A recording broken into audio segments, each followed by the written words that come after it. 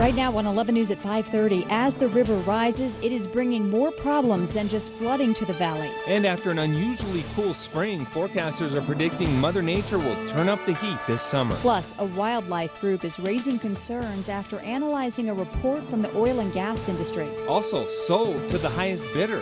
Why Powderhorn is going to the auction block. Stay with us. 11 News at 5:30 is next. Live from Grand Junction's news leader, this is 11 News at 5:30. 11 minutes of nonstop news, and your no-wait weather starts now. We run the risk of really having a lot of mosquitoes coming off. Pull out the repellent. Tonight, officials warning of a bad mosquito season flying in. Good evening and thanks for choosing 11 News. I'm Glenn Mills. And I'm Jean Reynolds. We are so glad you're joining us. The damp spring is now giving way to a flood of problems. Mosquitoes are multiplying in moist areas. Yeah, hungry mosquitoes ready to bite in. 11 News reporter Kelly Azimuth is at Riverbend Park in Palisade. Kelly, what's the scope of the mosquito attack here this summer? Well, I can tell you who's happy about all the rain we've had this spring and the upcoming expected flooding. Mosquitoes, they breed in still water, and there's going to be plenty of it. I anticipate this being a tough season. A season that may have us all swatting mosquitoes.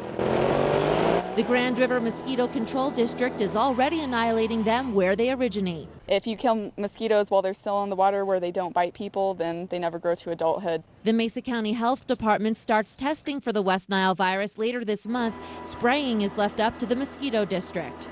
It hinders their growth and or kills them. All of the flooding is going to create even more pools of standing water.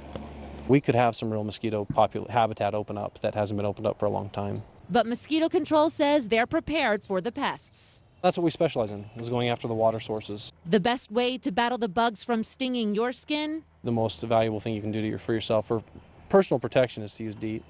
The Grand River Mosquito District does not treat the city of Grand Junction, so residents in town should be very mindful to get rid of any standing water on their property. The bottom of trash cans, flower pots, kiddie pools, in your gutters. Drain that water out so you'll get rid of those mosquitoes. I'll send it back to the desk for now.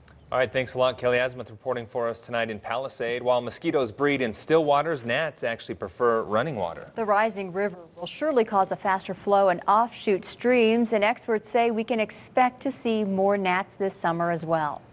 I did not think a mosquito could take a man like him down. More than pesky, some mosquitoes can be deadly. And no one knows that more than this man, president of Home Loan and Investment, Craig Springer. Recently, he lost his father to the West Nile virus. He says it was devastating and is hoping his story will help others take precaution.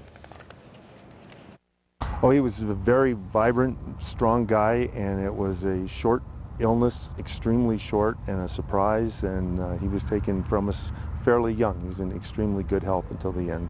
Health officials say always protect yourself when outdoors and wear mosquito repellent that contains DEET. Symptoms of West Nile virus are often flu-like and can include body aches, fever, tiredness, headache, and swollen glands. High waters here in Grand Junction are flooding some areas already near the Colorado River. Caution tape now hangs around the Blue Heron boat ramp. The Blue Heron 2 parking lot east to Glacier Ice Arena also shut down because of high water. Also closed are sections of the Riverfront Trail. Bikers and pedestrians alike should avoid the trail at River Trail east of the Botanical Gardens, at Basin 8 water quality pond as well.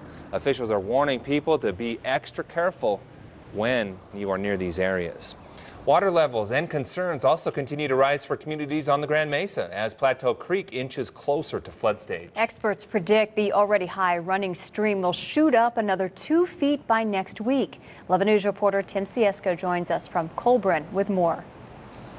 Well, town officials say at this point the worst of the flooding is right here along the river trail, which actually has water coming up onto the pathway. But they say given the fact that people in this town have died because of high water, they're not taking the situation lightly. Colburn Public Works and the town marshal have been monitoring both Plateau Creek and Buzzard Creek on a daily basis for more than a month now. They've also begun stockpiling sand and bags at multiple locations around the town.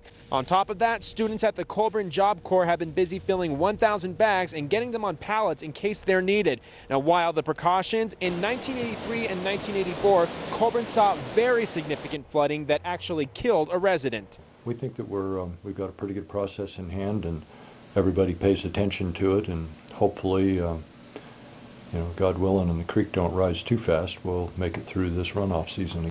A portion of the river trail has been closed because of the high water. Now, while the town is not expecting any major flooding events, they say the thing they're really going to be keeping their eye on over the next couple weeks is the temperature. They say if we have a lot of hot days, it could send a lot more of that snow down much faster and could create problems for some of the roads in the lower lying areas. We'll send it back to you in the studio. Tim Siesko reporting for us tonight. So just how does the forecast impact the flooding? That answer coming up in Butch's full forecast in just minutes. But first, with the weekend just around the corner, you may be thinking about having some fun out on the Colorado River. But with the water cold and high and the current swift, officials say to make sure you know what you're getting into. 11 News was invited to ride the river with the Mesa County Sheriff's Office today.